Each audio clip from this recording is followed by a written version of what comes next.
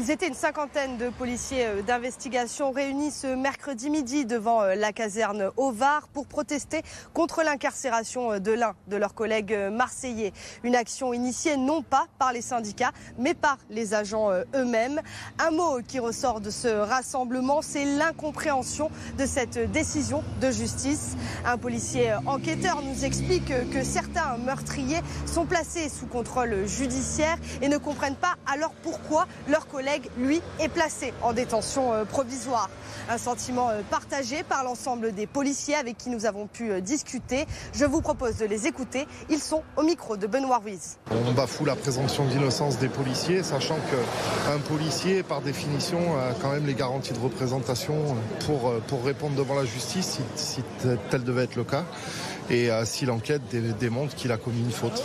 On est toujours un peu maltraités, on est toujours les vilains petits canards dans l'histoire. Et quand on voit des multirécidivistes qui sont libérés à l'issue de leur garde à vue ou de leurs auditions,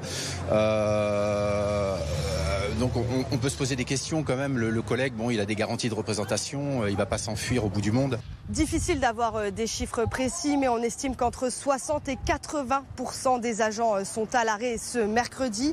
Autre marqueur important de ce mouvement avec ces chiffres. Habituellement, une quinzaine de patrouilles circulent dans la ville de Nice, mais selon nos informations, aujourd'hui, il n'y en a qu'une seule.